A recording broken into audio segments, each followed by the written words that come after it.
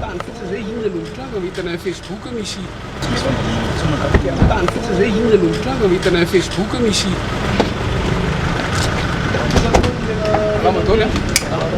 inona no mitranga satria tsy afaka mamalinareo amizay fa ny lehibenay mbola tsy tsy misy lehibe zany eto mbola nisy dinalehany any fa tsy eo izy tsisy afaka manazava aminay zany hoe inona no mitranga eto afaka mandeha ve ny vahoaka iza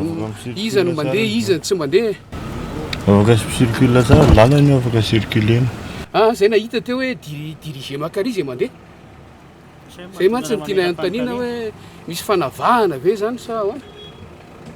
sa misy cible manokana zay fotsiny ihany ange satria fantatra hoe misy antony matonareo tonga eto e zay ihany ny tiana ho fantatra mba hazava aminay le izy satria tandro filaminana nareo misy fitaovam-piadina nareo misy olona misy candidat koa nefa mipetraka eto amin'ny manodidina rehefa tonga ny lehibenay dia manazava aminareo mety ho amin'ny firy zay ara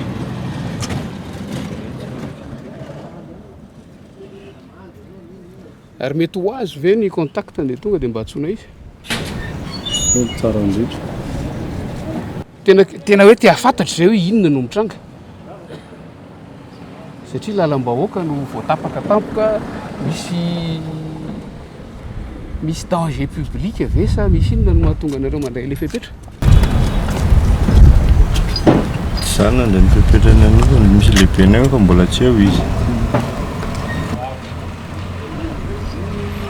eny ary avery farany le fanontaniana mety amin'ny firy ara dia mivery zay miresaka aminy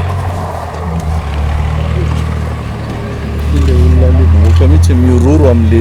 inona zavatra mitranga dia miororo na le vahoaka mpomban'le candidat lasa mitaitaina be miantony hoe inona zavatra misy dia zay mba tiany hazava fa nay manazava amin'le vahoaka zany ny antony fotsiny ange zany mba tiany antaniana hoe zay efa le antony tiana mifantatra inona le zavatra mitranga fotsiny tsy manana fanazavana anareo amizay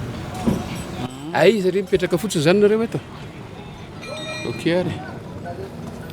sara dia miverinao zay avy eo zay zany zao mahazo mandeha dia izany tsy mahazo mandeha zay matsy le fanontaniana satria tsika tonga teka dirigena Macary daholo izy ok ary zay zany misaotra anareo